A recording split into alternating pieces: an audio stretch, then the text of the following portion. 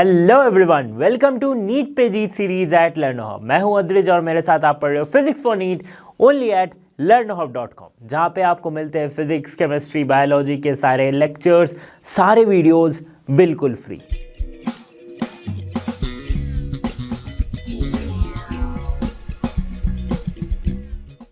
NEET series का अगला topic जो है, अगला चैप्टर जो है वो रे ऑप्टिक्स के रिफ्रैक्शन ऑफ लाइट वाले पार्ट को हम इस वीडियो में समझेंगे।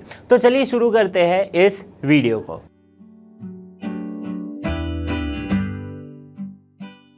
तो जैसे कि पार्ट 1 में यानी कि रिफ्लेक्शन ऑफ लाइट में हमने रिफ्लेक्शन को समझा था, अभी इस पार्ट में हम रिफ्रैक्शन को समझेंगे। तो ये दोनों ही लाइट के प्रॉपर्टीज ही है, राइट? रिफ्लेक्शन और रिफ्रैक्शन। रिफ्लेक्शन कब होती है?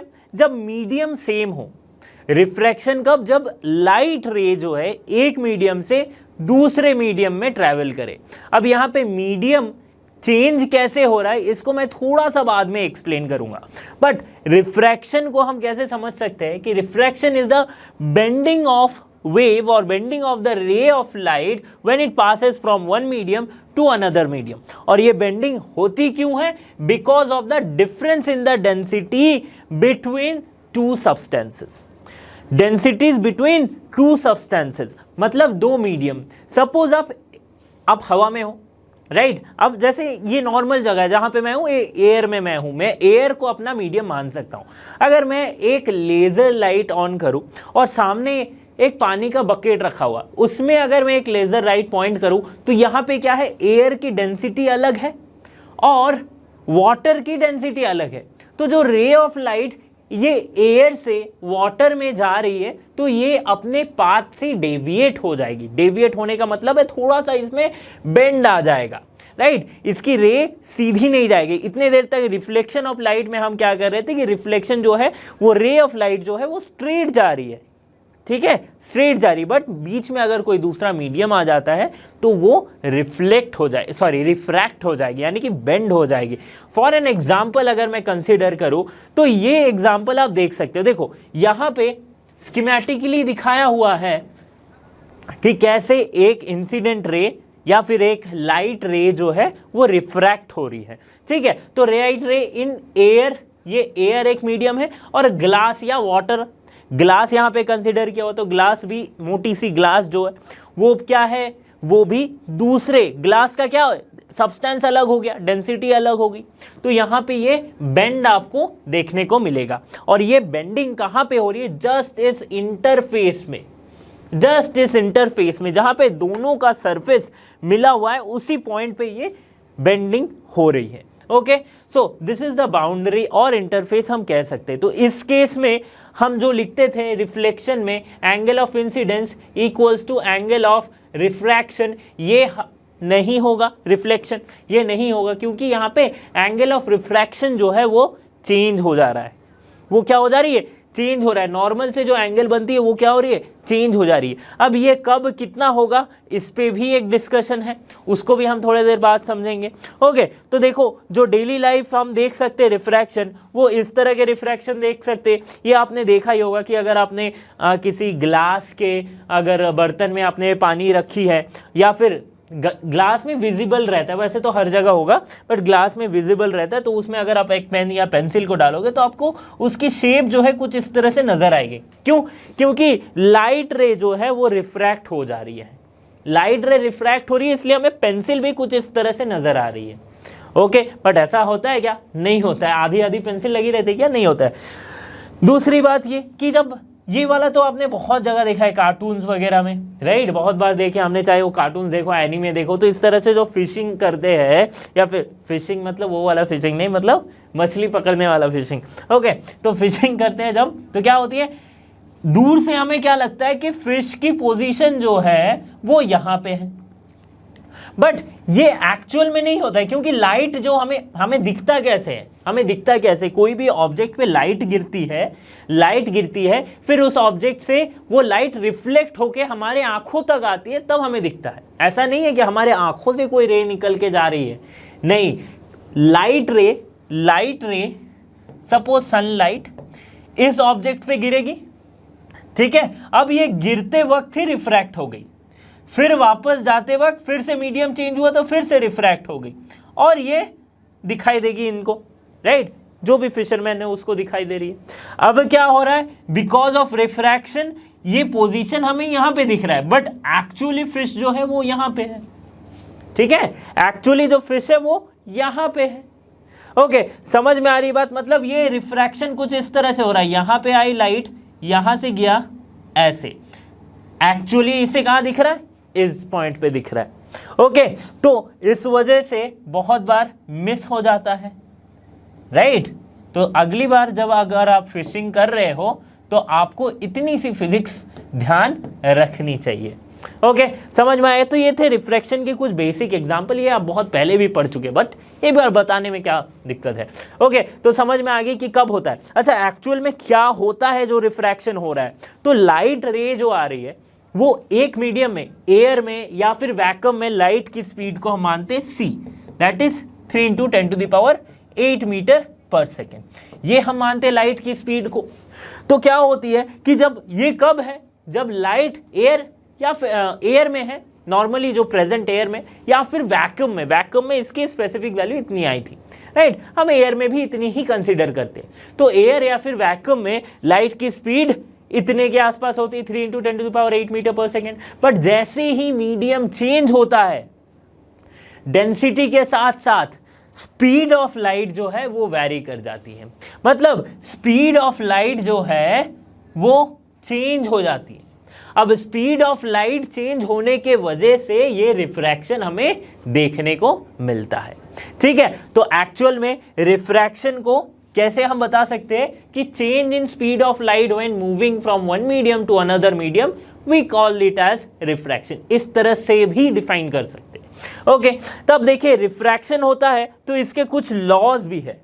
दो लॉ बेसिकली हम जानते हैं, वो क्या है कि the incident ray, refracted ray and the normal to the interface of two media at the point of incidence lie on the same plane. तो ये सेकेंड लॉ ऑफ रिफ्लेक्शन के सिमिलर है, राइट, इसमें कोई ज्यादा दिक्कत वाली बात नहीं है। दूसरा क्या लॉ है रिफ्रैक्शन का, the ratio of sine angle, sine of the angle of incidence to the sine of the angle of refraction is constant, ठीक है, and this is also called Snell's law। तो इसे स्नेल्स लॉ भी कहा जाता है। थोड़ा सा इस पे ध्यान देते हैं कि अगर यहाँ पे रिफ्रैक्शन हो रही है तो ये इसकी जो साइन एंगल है, स्नेल्स लॉ क्या कहता है, स्नेल्स लॉ क्या कहता है कि sine of angle of incidence sine I by sin r, ratio of this sine angle of incidence and refraction equals to some constant। ये क्या होती है, कांस्टेंट होती है, और इस कांस्टेंट को ही हम कहते हैं क्या, म्यू और n, जिसे हम नाम देते हैं किसकी, रिफ्रैक्टिव इंडेक्स की, रिफ्रैक्टिव इंडेक्स, ठीक है, रिफ्रैक्टिव इंडेक्स नाम दिया जाता है। ओके, रिफ्रैक्टिव इंडेक्स म्यू, और कहीं कहीं पे एन भी लिखा जाता है, तो मैं यहां पे म्यू कंसीडर कर रहा हूं, ठीक है, कहीं कहीं पे आपको एन मिलेगा, n refractive index.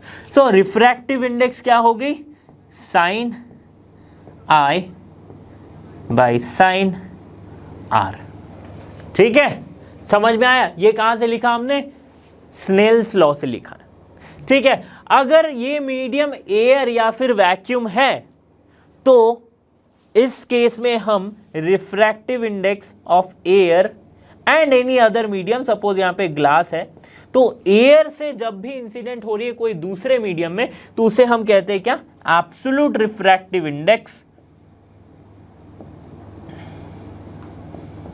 Refractive index क्या कहते हैं, एब्सोल्यूट रिफ्रैक्टिव इंडेक्स, ठीक है। इस पे थोड़ा सा और समझते हैं हम। तो म्यू को हम ऐसे भी लिख सकते हैं कि mu equals to ratio of speed of light in air और वैक्यूम, ठीक है, और वैक्यूम या फिर वैक्यूम और एयर, कुछ भी लिखो, bye speed of light in the medium, जो भी मीडियम है, ठीक है। तो इसमें से हमें मिलेगा क्या, ये क्या है एक्चुअल में, रिफ्रैक्टिव इंडेक्स। कौन सी वाली, absolute refractive index. Absolute refractive index बताती है कि एक पर्टिकुलर मीडियम का रिफ्रैक्टिव इंडेक्स कितना है, और उस पर्टिकुलर मीडियम के रिफ्रैक्टिव इंडेक्स को हमने कंपेयर किया किससे, एयर से, ठीक है, एयर से कंपेयर किया है, ठीक है। तो यहां पे हम सिंपली लिख सकते हैं c, और अगर refraction speed of light in that medium, उसको हम कंसीडर कर रहे v, ठीक है। दूसरी बात अगर आती है कि रिलेटिव रिफ्रैक्टिव इंडेक्स के लिए, ये हमने क्या लिखा, एब्सोल्यूट रिफ्रैक्टिव इंडेक्स। ये क्या हम लिख रहे, रिलेटिव रिफ्रैक्टिव इंडेक्स। अब रिलेटिव रिफ्रैक्टिव इंडेक्स क्या होती है, रिलेटिव डेंसिटी, रिलेटिव वेलोसिटी, ये सब हम क्या करते थे कि एक पार्टिकल से या फिर एक ऑब्जेक्ट का कंपैरिजन दूसरे ऑब्जेक्ट से करते थे, राइट। तो एब्सोल्यूट रिफ्रैक्टिव इंडेक्स में एक ऑब्जेक्ट जो है वो हमने यूनिवर्सल यानी कि जनरल हमने मान रखा है कि स्पीड ऑफ लाइट जो है, जो कि एक कांस्टेंट हमने मान रखा है, दैट इज एयर, राइट।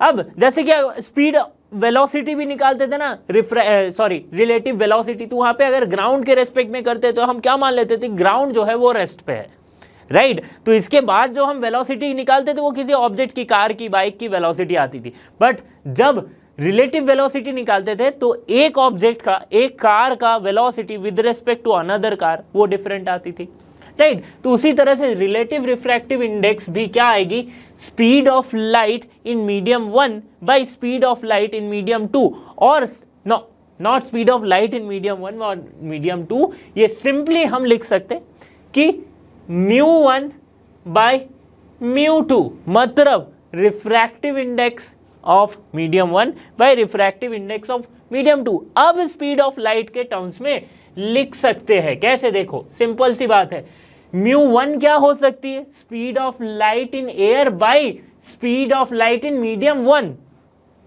तो c बाय v1, ठीक है। और μ2 क्या होगी, रिफ्रैक्टिव इंडेक्स ऑफ मीडियम 2, जो कि absolute refractive index of medium 2 है, वो क्या है, speed of light in air by speed of light in medium 2। तो ये कैसे हो जाएगा, c by v2, c will cancel out, v2 by v1, v2 by v1। So μ1, अच्छा ये μ12 लिखते हैं, μ12 यानी कि refractive index of 1 with respect to refractive index of 2, ठीक है।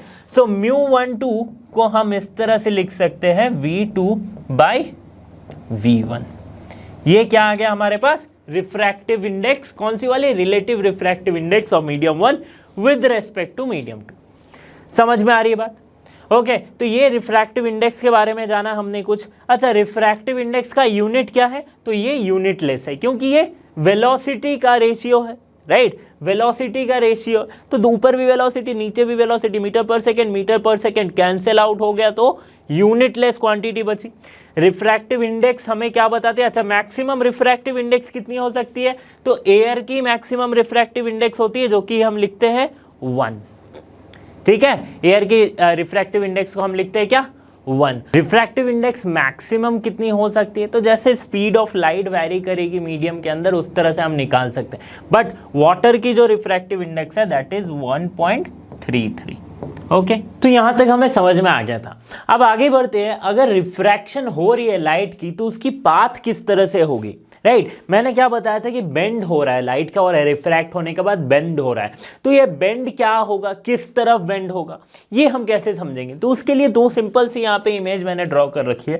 देखो यहाँ पे क्या है कि अगर रेयरर मीडियम से डेंसर मीडियम को लाइट ट्रैवल कर रही है। रेयरर या डेंसर का मतलब ये है कि ऑप्टिकली रेयरर और ऑप्टिकली डेंसर। ऑप्टिकली रेयरर या डेंसर किसे कहते हैं? जिसकी रिफ्रैक्टिव इंडेक्स कम होती है उसे हम कहते हैं ऑप्टिकली रेयरर, और जिसकी रिफ्रैक्टिव इंडेक्स ज्यादा होती है उसे कहते हैं ऑप्टिकली डेंसर मीडियम।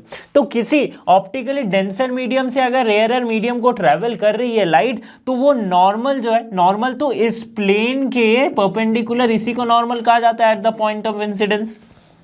ठीक है, तो उस नॉर्मल से दूर भागेगी, right, it will move away from the normal. ये कब होगा? जब डेंसर से रेयरर मीडियम को ट्रेवल करेगी। मतलब ये इसकी जो n1 यहां पे लेगी, देखो μ1 भी ले सकते हो, n1 भी ले सकते हो, तो यहां पे क्या है? n1 is greater then n2, ये होगी।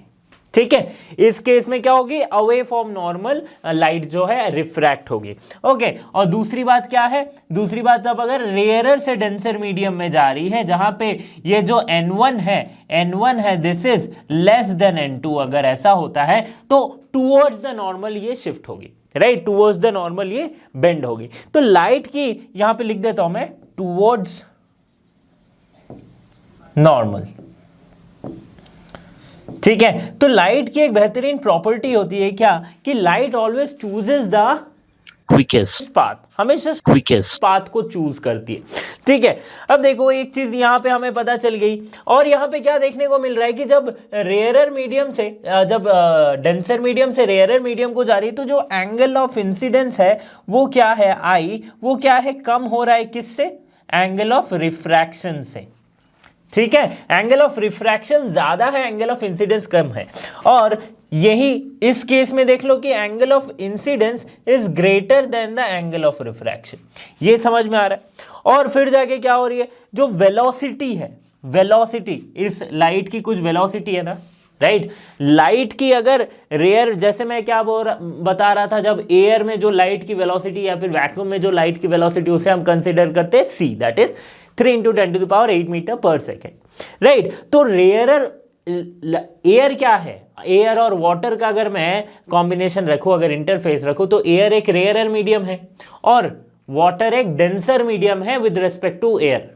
ठीक है, तो ऑप्टिकली रेयरर और ऑप्टिकली डेंसर, ये बात हो रही है। ठीक है, तो अब क्या हो रही थी? लाइट बेंड हो रही थी, राइट, यानी कि लाइट की स्पीड चेंज हो रही थी। स्पीड ज्यादा या कम हो रही थी? स्पीड कम हो रही थी, राइट। हमें पता है एयर में या फिर वैक्यूम में लाइट की स्पीड मैक्सिमम होती है। ठीक है, तो जब भी रेयरर मीडियम से डेंसर मीडियम को ट्रैवल करेगी तो लाइट की स्पीड क्या है? कम हो जाएगी। मतलब रेयरर से अगर डेंसर मीडियम को ट्रैवल करे, यहां पे अगर वेलोसिटी v1 है तो यहां पे v2 है, तो हमेशा v2 will be less than v1। ये कब हो रहा है? जब रेयरर से डेंसर मीडियम में ट्रैवल करिए। बट अगर डेंसर से रेयरर मीडियम में ट्रैवल करे तो v2 is greater then v1, right. यहां पे v1 है, यहां पे v2 है। ठीक है, v2 is greater then v1। समझ में आ गई बात। अब देखो एक और इंटरेस्टिंग चीज हो जाती है कि लाइट एक्चुअल में क्या है। लाइट मैंने बताया था आपको, या फिर आप बहुत बचपन से ही पढ़ते आ रहे हो कि लाइट एक इलेक्ट्रोमैग्नेटिक वेव है, ईएम वेव है। ठीक है, तो लाइट क्या है? एक ईएम वेव है। ठीक है, ईएम वेव है, तो एक वेव यानी कि ट्रैवल कर रही है, यानी कि कुछ इस तरह से ट्रैवल कर रही है। ओके, ये एक वेव हो जाता है। अगर ये किसी मीडियम से चेंज हो रही है, राइट, रिफ्रैक्ट हो रही है, लाइट वेव आ रही है, रिफ्रैक्ट होगी, तो इसकी ये बेहतरीन प्रॉपर्टी जो मैं बताने जा रहा हूं उसमें क्या है कि वेवलेंथ जो है, इस वेव की जो वेवलेंथ है वो क्या है? चेंज हो जाती है, but frequency remains the same. Wavelength change हो रही है बट फ्रीक्वेंसी क्या है? सेम रह रही है। ओके, तो वेवलेंथ इसकी चेंज हो जा रही है बट फ्रीक्वेंसी जो है वो सेम रह रही है। ओके, तो wavelength lambda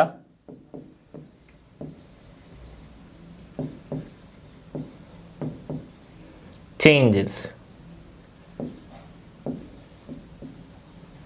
but frequency remains same. Okay, ये इमेज में इतने अच्छे से पता नहीं चल रहा है, बट फ्रीक्वेंसी इसकी जो है वो सेम रहेगी, वेवलेंथ बस चेंज हो जा रही है। ओके, मतलब कुछ इस तरह से आप बता सकते हो कि ये है अगर λ1, तो यहाँ से यहाँ तक ये क्या हो जाएगी λ2, but frequency will be same. Okay, तो रिफ्रैक्शन के कुछ कुछ एप्लीकेशंस है, या फिर रिफ्रैक्शन के वजह से जो जो हम चीज़ें फेस करते हैं, जो जो प्रैक्टिकल चीज़ें हैं, उनमें से एक क्या है, रियल एंड अपेरेंट डेप्थ।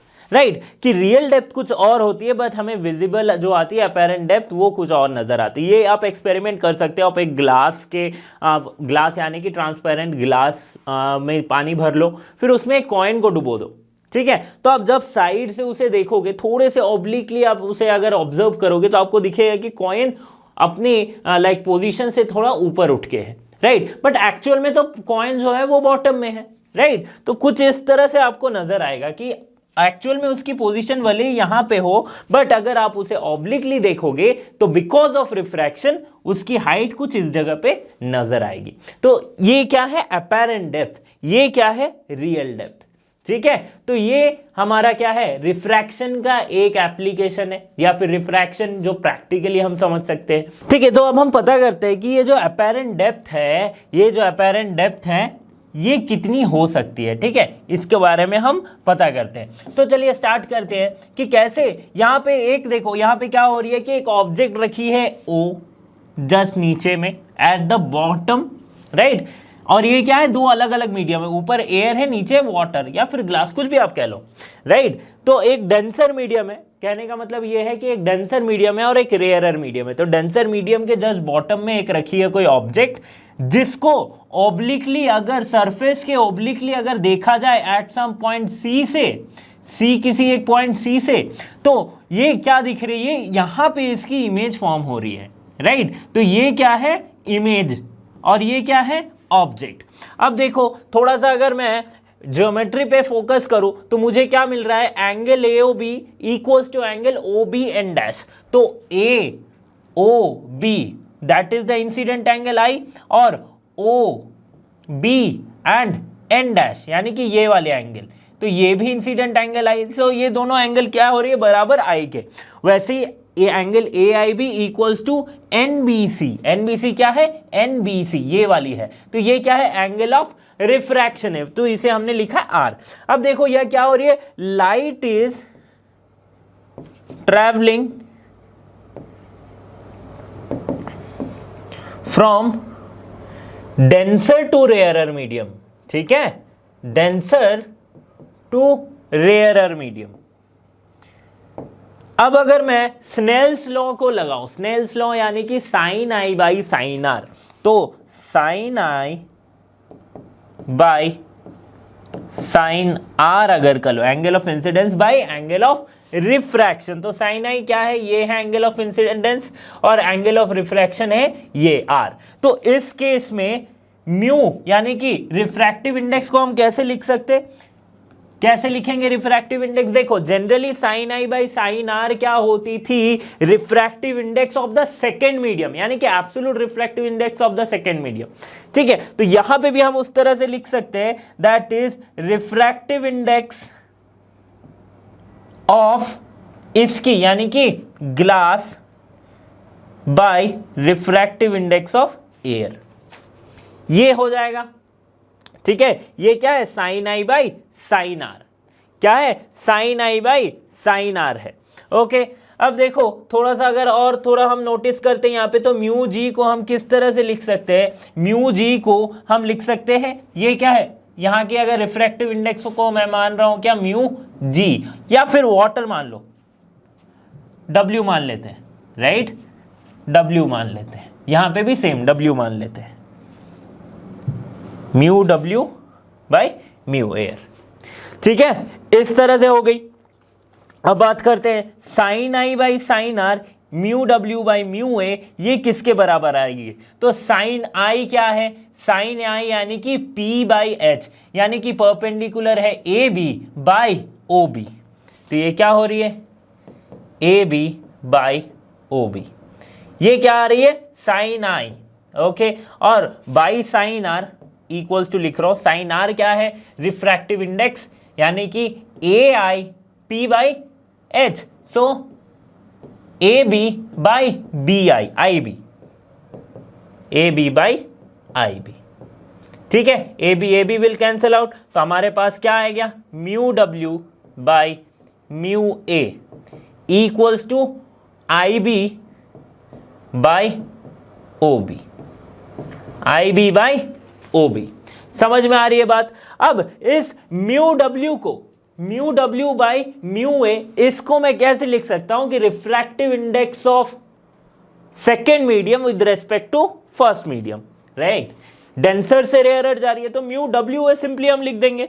तो यहां पे मैं सिंपली अगर लिखूं कि mu W A equals to, mu W A equals to I B क्या है, आई बी है ये वाली डिस्टेंस, ठीक है, और ओ बी क्या है, ओ बी है ये वाली डिस्टेंस, ठीक है।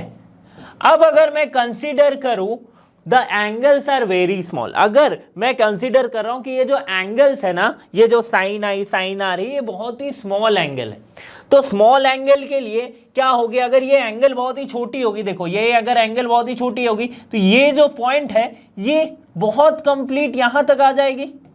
तो मैं सिंपली इतना कह सकता हूं कि ए बी जो आई बी है which will be equals to और similar to I A, that means I B will be approximately similar to IA and OB is approximately similar to OA, ठीक है। तो देखो अब IB के जगह पे IA पुट कर देंगे और OB के जगह पे OA पुट कर देंगे, तो WA इक्वल्स टू क्या आ गया, IA बाई OA, ठीक है। आई ए क्या है, that is the apparent depth, so apparent depth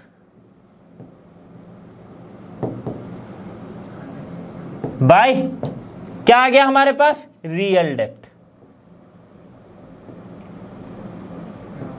ठीक है। ओ ए क्या है, रियल डेप्थ है, ठीक है। सो डब्ल्यू मतलब सेकेंड मीडियम का जो एब्सोल्यूट रिलेटिव रिफ्रैक्टिव इंडेक्स होगा with respect to the first medium, that will be equal to apparent depth by real depth, ठीक है। और इसे सिंप्लीफाई करके हम 1 by refractive index of A W अगर मैं लिखूं तो real depth by apparent depth मैं लिख सकता हूं। समझ में आ गई बात। ये क्या है, ये इसका रेसिप्रोकल है और कुछ नहीं, ठीक है, ठीक है। तो इसको अगर मैं बहुत ही सिंप्लीफाई करके लिखूं तो सिंप्लीफाई करके कैसे लिख सकता हूं, ये तो वाटर और एयर का इंटरफेस था, वाटर और एयर का केस में था, तो इसके जगह पे ग्लास भी हो सकता है, कोई और दूसरी मटेरियल भी हो सकती है। तो इसको मैं लिख सकता हूं कि अगर ये है रिफ्रैक्टिव इंडेक्स 1 और मीडियम 1 और ये है मीडियम 2, ठीक है, 2 लिखते हैं इस तरह से, तो इसको मैं जनरली लिख सकता हूं ऐसे कि medium μ2 by μ1, right. Refractive index, absolute refractive index of 2 by absolute refractive index of 1 equals to क्या आ जाएगी, रियल बाई अपैरेंट डेप्थ, ठीक है। कंफ्यूजन नहीं रखना है, रियल बाय अपैरेंट डेप्थ। ये वाला क्या था, ये जस्ट इसका रेसिप्रोकल है और कुछ नहीं है, ठीक है। दोनों में कंफ्यूजन नहीं हो, आप ये इक्वेशन को जनरली यूज कर सकते हो, ठीक है। Refractive index of 2 with respect to 1 equals to real depth by apparent depth. तो इसमें से हमें एक बहुत ही बेसिक सी चीज पता चल रही है क्या, कि अपैरेंट डेप्थ जो होगी वो हमेशा रियल डेप्थ से कम होगी, राइट, हमेशा रियल डेप्थ से कम होगी। ओके, अब आगे देखते हैं कि अगर 2 की जगह ज्यादा मीडियम है, मतलब कुछ इस तरह से है, यहां पे देखो ऑयल, वाटर, मिल्क, हनी, इन सब की डेंसिटी नीचे की तरफ क्या है, बढ़ते जा रही है, यानी कि इसकी रिफ्रैक्टिव इंडेक्स भी जो है वो बढ़ते जा रही है। इसकी रिफ्रैक्टिव इंडेक्स अगर μ1 है, इसकी रिफ्रैक्टिव इंडेक्स μ2 है, μ3 है और इसकी रिफ्रैक्टिव इंडेक्स μ4 है, such that μ4 is greater than μ3, is greater than μ2 and is greater than μ1। तो इस केस में अपैरेंट डेप्थ हम कैसे पता करेंगे, राइट? कोई भी अगर यहां पे कोई कॉइन है, सपोज करते बॉटम में कोई एक कॉइन है, तो मैं यहां से अगर देख रहा है ऑब्लिकली, अगर इसे ऑब्जर्व किया जा रहा है तो ये तो बहुत बार रिफ्रैक्शन हो रहा है, राइट? हर बार रिफ्रैक्शन हो रहा है। तो इस केस में क्या नजर आएगा? इस केस में क्या नजर आएगा? अपेरेंट डेप्थ कहां नजर आएगी? ऑब्वियसली कहीं तो नजर आएगी, कहीं तो नजर आएगी अपेरेंट डेप्थ। तो वो डेप्थ कितनी होगी वो हमें पता करना है। तो वो कैसे पता करेंगे? तो इसके लिए एक बड़ा ही सिंपल सा सीक्वेंस वाला फॉर्मूला है जो आप यूज कर सकते हो कि अपेरेंट डेप्थ यानी कि depth apparent equals to d1 by μ1 plus d2 by μ2 plus d3 by μ3 plus d4 by μ4। ठीक है, ये फॉर्मूला है। डायरेक्ट क्वेश्चन एडवांस में पूछा जाता है। d1 d2 d3 क्या है? तो ये जितनी लिक्विड है उसकी डिस्टेंस है। ये है d1, ये है d2, ये है d3 और ये नीचे वाली है d4। मतलब इतनी इतनी थिकनेस है इसकी, ओके?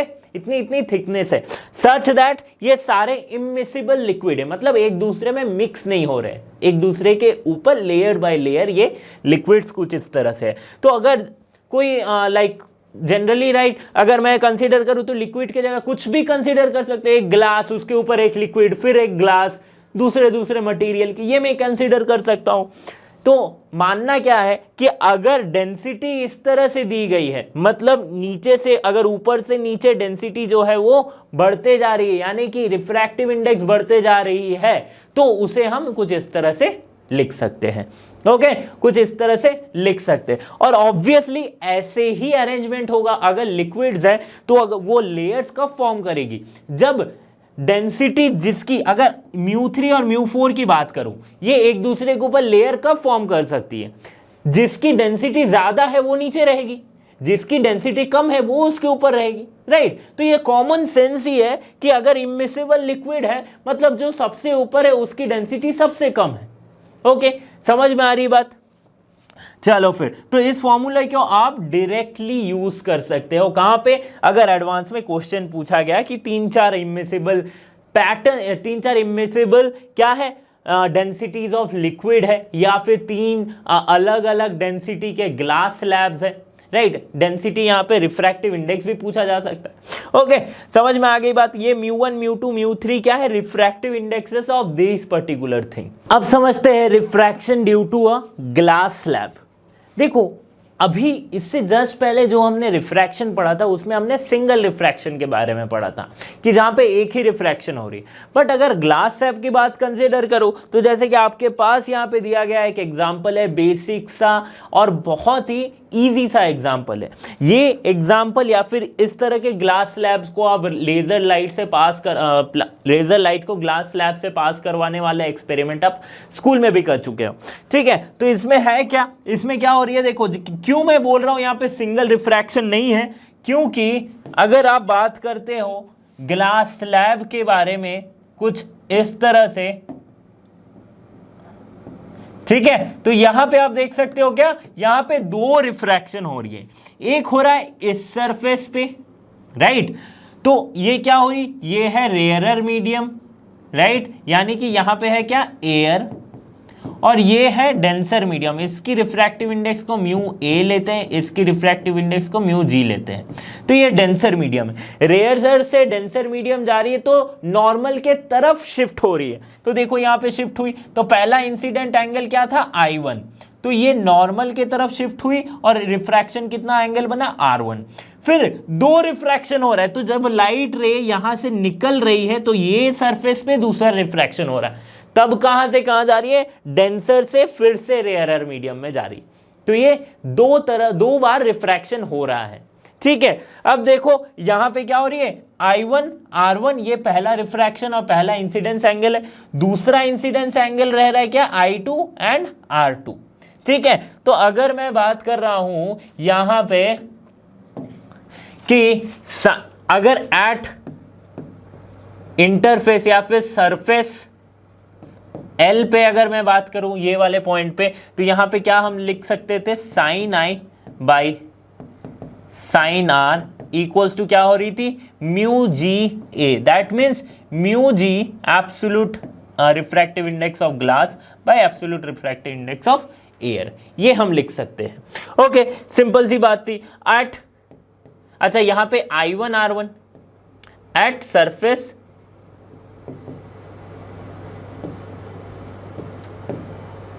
M, इस सरफेस पे क्या हो रहा था, साइन I2 साइन R2, यहां पे क्या हो रही थी, उल्टा हो जाएगा, mu A G, that means mu A by mu जी।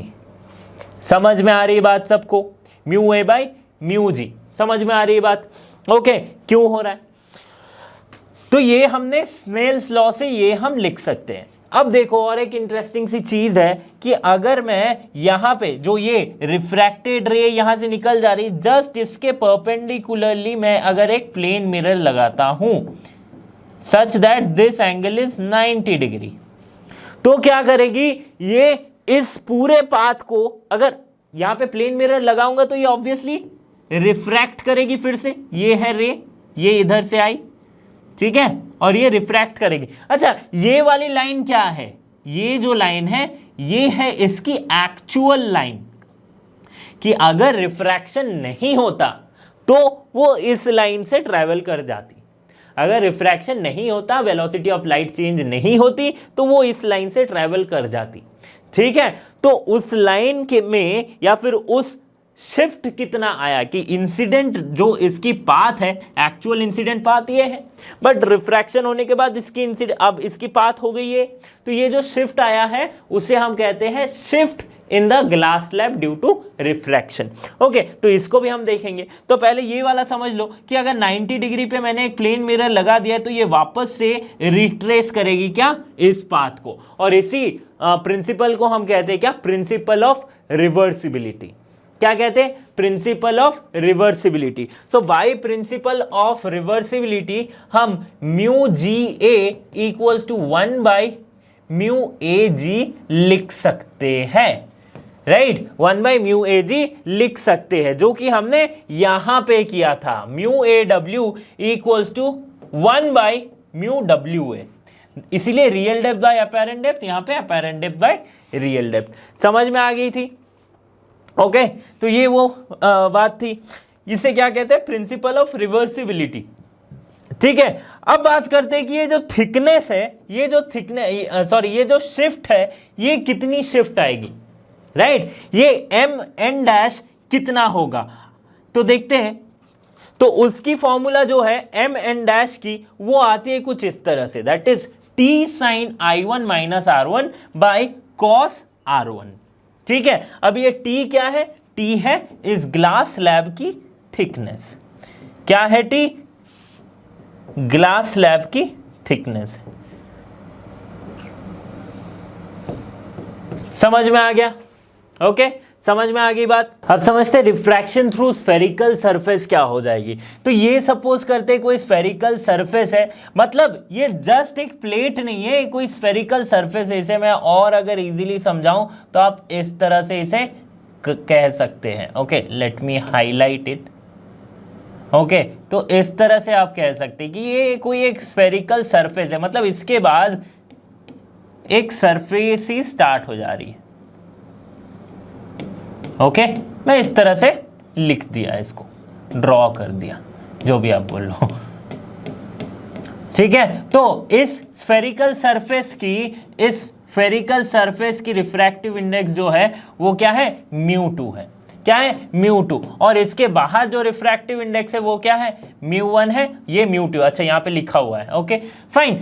तो देखो अभी रिफ्रैक्शन क्या होगी, रिफ्रैक्शन यहाँ पे क्या हो रही है कि जिस तरह से होती थी μ2 अगर ज्यादा है, यानी कि ये ऑप्टिकली डेंसर मीडियम है, तो रेयरर से डेंसर होगी, तो नॉर्मल के तरफ शिफ्ट होगी, है ना, नॉर्मल के तरफ शिफ्ट होगी। तो ये अगर इंसिडेंट रे है, ऑब्लिकली डिपेंड हो रहा है, तो ये इस पॉइंट पे ये नॉर्मल खींची जा सकती है। अच्छा, स्फेरिकल सरफेस पे नॉर्मल कैसे ड्रॉ करें, ठीक है, अगर पॉइंट यहां पे इंसिडेंट हो रही है, तो यहां पे मैं नॉर्मल कैसे ड्रॉ कर सकता हूं? तो देखो टेंजेंट खींचो, इस पॉइंट पे एक टेंजेंट खींचो, ये होगी टेंजेंट, इसके नॉर्मल यानी कि ये वाला हो जाएगा, ठीक है, इसका नॉर्मल यानी कि ये वाला हो जाएगा। तो अगर स्फेरिकल सरफेस जैसे कि यहां पे पॉइंट है तो इसका टेंजेंट खींचा यहां पे, इसका नॉर्मल ये वाला आ गया, राइट। थोड़ा सा और अच्छे से खींचते, ये अगर स्फेरिकल सरफेस है, ये पॉइंट है, इस पे टेंजेंट कुछ इस तरह से जाएगा, इसका नॉर्मल कुछ इस तरह से आएगा, ठीक है। ये एंगल कौन सी है? 90 डिग्री। समझ में आ रही? तो इसी तरह से यहां पे EC जो आप देख रहे हो ये क्या है? नॉर्मल है, ठीक है। EC जो देख रहे हो ये क्या है? नॉर्मल है। Where C is the centre of curvature, P is the pole, I जहां पे इमेज बन रही है, O क्या है? जो ऑब्जेक्ट है वो रखी है O पे। तो अगर O पे कोई एक ऑब्जेक्ट रखी है, रिफ्रैक्शन के बाद इमेज कुछ यहां पे बन रही है, ठीक है। समझ में आ रही है बात? अब हम इसके एक रिलेशन को फाइंड करेंगे, एक बहुत ही इंटरेस्टिंग सा रिलेशन फाइंड करेंगे जो डिफाइन करेगा रिफ्रैक्शन इन स्फेरिकल सरफेसेस, ठीक है। तो ये जरूरी नहीं कि ये इतना सा ये पूरा एक स्फेयर भी हो सकता है तो भी यही रिफ्रैक्शन होगा, तो उसके लिए हम फाइंड कर सकते हैं। देखो ये जनरली यूज होता है कहाँ पे? जहाँ पे एक वाटर की एक बबल है, सपोज करते एक बड़ा सा वाटर का बबल है, अब उस पर आप लाइट भेज रहे हो तो कैसे रिफ्रैक्शन होगा, ये हम यहाँ पे देख सकते हैं, राइट। ओके चलो फिर यहाँ पे देखते हैं। तो ये जो एंगल बनाई है ऑब्जेक्ट ने वो क्या है? अल्फा। ये बीटा एंगल बनाई है किसने? सेंटर ऑफ कर्वेचर में, और ये एक्चुअली नॉर्मल है जो कि है एंगल बीटा, और ये सारे प्रिंसिपल एक्सिस पे बने हुए एंगल है, राइट। ये है गामा। तो यहां से मैं देख सकता हूं क्या, अगर मैं सिंपल सा स्नेल्स लॉ लगाऊं, दैट इज साइन, यहां पे क्या है? Incident angle θ1 by sine θ2 equals to क्या हो जा रही है? μ2 बाई μ1। ये एक इक्वेशन है, ये हम जानते हैं क्या है? स्नेल्स लॉ है। सो μ1 साइन θ1 इक्वल्स टू μ2 साइन θ2, ठीक है। फॉर वेरी स्मॉल एंगल, अगर ये एंगल θ1 θ2 बहुत ही स्मॉल हम कंसिडर करें तो हम sine theta can be written as, लिख देता हूं, for small angle sine theta. देखो फिजिक्स में ये बहुत यूज होने वाला है कि for small angle sine theta को हम कंसिडर कर लेते हैं थीटा से, ठीक है, क्योंकि दोनों की वैल्यू ऑलमोस्ट सिमिलर आएगी। ओके सो ये हम लिख सकते हैं μ1 θ1 इक्वल्स टू μ2 θ2, इसको मानते हैं क्या? इक्वेशन 1। अच्छा ये θ1 एंगल अगर देखो नोटिस करो तो ये एक, अच्छा यहां पे एक और मैं ट्रायंगल एक और पाथ में खींच देता हूं, सपोज कर लेते हैं इसको M, ओके इसको क्या कर लेते हैं? M। तो ये अगर ट्रायंगल बन रहा है MDO, ठीक है, MDO अगर एक ट्रायंगल बन रहा है तो यहां पे इस ट्रायंगल में θ1 क्या है? एक एक्सटीरियर एंगल हम बोल सकते हैं, राइट? नहीं, अगर ये ट्रायंगल को कंसीडर करें OCD तब हम θ1 को एक एक्सटीरियर एंगल बोल सकते हैं, राइट, जो कि OD बेस पे CD बेस पे एक एंगल θ1 ये एक्सटीरियर एंगल है। तो एक्सटीरियर एंगल का क्या प्रॉपर्टी होता है? ज्योमेट्री से हम जानते हैं कि θ1 ये जो एक्सटीरियर एंगल होगा which will be equal to the opposite of sum of both the interior angles. मतलब θ1 को मैं लिख सकता हूं अल्फा प्लस बीटा, इसको मान लेते इक्वेशन 2। वैसे ही अगर मैं ज्योमेट्री से एक और एक्सटीरियर एंगल की बात करूं तो ये बीटा मुझे दिख रहा है जो कि ये वाली जो ट्रायंगल है इसके एक्सटीरियर एंगल आ रही है, तो इसका एक्सटीरियर एंगल है तो किसके बराबर होगा? यानी कि β2 equals to theta, beta equals to θ2 plus gamma. So beta equals to θ2 plus gamma मैं लिख सकता हूं, इसे मानते हैं इक्वेशन 3। क्या मानते हैं? इक्वेशन 3। अब देखो एक रिलेशन हम इन तीनों इक्वेशन से ये डिराइव कर सकते हैं कि beta equals to μ1 by μ2 alpha plus beta plus gamma, ठीक है। क्या क्या है? बस इन तीनों इक्वेशन को सिंप्लीफाई किया, मतलब θ1 और θ2 की वैल्यूज हमने यहां पे पुट की, μ1 बाई μ2 आई, θ1 बाई θ2 बाई θ1 की वैल्यूज जो है वो यहां से पुट की, तो हमारे पास बीटा की एक वैल्यू आ रही है, या फिर एक रिलेशन आप कह सकते हो ये आई है हमारे पास, ठीक है, μ1 by μ2 alpha plus beta plus gamma. अब थोड़ा सा गौर करते हैं इन सारे एंगल्स पे। ये जो एंगल है अल्फा, राइट, अगर मैं tan अल्फा लिखूं तो क्या हो जाएगी, P बाई बी, यानी कि perpendicular by base, so DM by base यानी कि OM, ये हो जाएगा। For a very small aperture,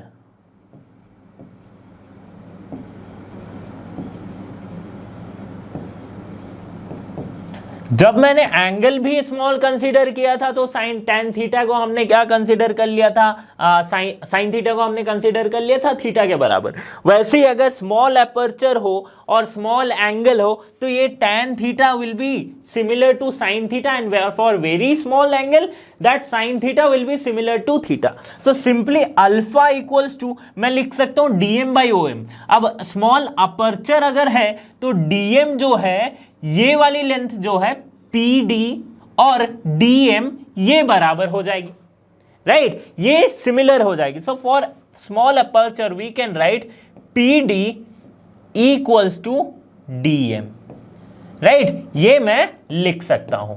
थोड़ा सा मैं इसे इरेज कर देता हूं तो आपके लिए आसानी हो जाएगी, ठीक है, कौन सी PD है कौन सी DM है, ओके, चलो ये है PD आ रही थी, ये जो स्मॉल अपर्चर यानी कि अपर्चर इस तरह से छोटा सा है, ओके, ये हम लिख सकते हैं। तो सिंपली यहां पे हम क्या लिखेंगे, PD बाई OM, OM क्यों लिख सकते हैं हम OP, जो जहां पे M है वो कोइंसाइड कर जाएगा P से, M कोइंसाइड्स विथ P, ठीक है, ये हो गए M coincides with P।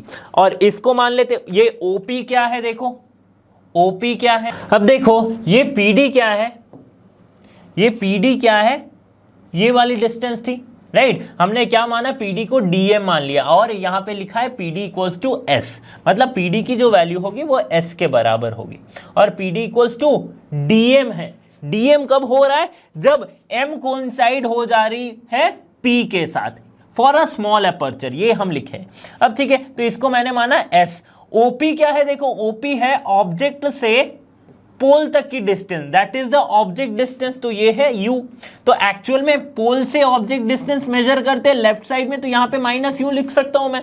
So alpha equals to मेरे पास क्या आ गया, S बाई -U, ठीक है। बीटा इक्वल्स टू क्या हो जाएगा, सिमिलरली जैसे tan अल्फा से हमने कंसीडर किया अल्फा तक, वैसे ही बीटा को मैं कैसे लिख सकता हूं, बीटा ये वाली एंगल क्या हो जाएगी, परपेंडिकुलर बाई बेस, परपेंडिकुलर में क्या है S और बेस क्या है PC, PC एक्चुअल में क्या है, रेडियस ऑफ कर्वेचर है, राइट, सेंटर ऑफ कर्वेचर है C, तो इसलिए रेडियस ऑफ कर्वेचर, तो साइन कन्वेंशन से पोल से राइट की तरफ यानी साइन पॉजिटिव, तो R, और वैसे ही गामा क्या हो जाएगी, गामा हो जाएगी S बाई V, ठीक है, परपेंडिकुलर बाई बेस, ये है बेस PI, ठीक है, परपेंडिकुलर बाई बेस ये आ गया। तो इन सारे इक्वेशंस, इन सारे वैल्यूज को मैं अगर इस वाले इक्वेशन में पुट करूं तो मेरे पास जो इक्वेशन आएगी that is μ1 by -U plus μ2 by V equals to μ2 minus μ1 by R, और we can simply write μ2 by V minus μ1 by U equals to μ2 minus μ1 by R, ठीक है। ये हमारा आ गया क्या, रिफ्रैक्शन इन स्फेरिकल सरफेस का रिलेशन, ठीक है, रिफ्रैक्शन इन स्फेरिकल सरफेस का रिलेशन। अब आगे इसके मैग्निफिकेशन को समझते हैं। देखो पिछले केस में हमने कंसीडर किया था एक पॉइंट ऑब्जेक्ट, अगर इसी पॉइंट ऑब्जेक्ट के जगह पे मैं कोई एक ऑब्जेक्ट कंसीडर करूं AB जिसकी हाइट है HO, और यहाँ पे कोई एक इमेज बन रही है HI की। ठीक है, मतलब इसको मैं और थोड़ा रिफ्रेशली बनाता हूं, तो अगर मैं एक स्फेरिकल सरफेस कंसीडर किया, यहां पे कोई ऑब्जेक्ट रखी जिसकी हाइट है सपोज HO, ओके, और ये क्या है AB कोई ऑब्जेक्ट है, राइट, और ये क्या है पोल है हमारा, यहां पे है इसकी फोकस, यहां पे इसकी सेंटर ऑफ कर्वेचर। इमेज कैसे फॉर्म होगा, राइट, ये इस तरह से टुवर्ड्स द नॉर्मल ये शिफ्ट होगा, मेकिंग एंगल θ1 और यहाँ पे θ2 विद द नॉर्मल, ओके, और कैसे इमेज फॉर्म हो रहा है, एक सेंटर ऑफ कर्वेचर से जाएगी और यहाँ पे मिलेगी, तो यहाँ पे कुछ एक इमेज फॉर्म होगी, that is A', B', real and inverted image. Okay, अब देखो बहुत इंटरेस्टिंग चीज है कि अब इसकी मैग्निफिकेशन को, जो कि height of image by height of object होती है, in case of spherical mirror ये हो जाएगी μ1 बाई μ2 V बाई U। ठीक है, μ1 by μ2 into V by U। μ1 क्या है, रेयरर मीडियम की रिफ्रैक्टिव इंडेक्स, μ2 है डेंसर मीडियम की refractive index, where μ2 is greater than μ1।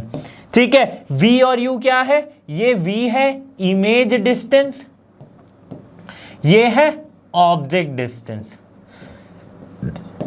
ठीक है, समझ में आ गई बात। तो स्टूडेंट्स इस पार्ट में हमने पढ़ा है रिफ्रैक्शन ऑफ लाइट के बारे में। इसके बाद जो हम स्टार्ट करेंगे रे ऑप्टिक्स में, रिफ्रैक्शन ऑफ लाइट में हम लेंस को पढ़ेंगे, साथ ही साथ ऑप्टिकल इंस्ट्रूमेंट्स को पढ़ेंगे। तो इसी तरह के वीडियोस के लिए आपको लर्नो हब के साथ बने रहना है। So thanks for being here and have a great day. And you all know लर्नो hub free है पर बेस्ट है।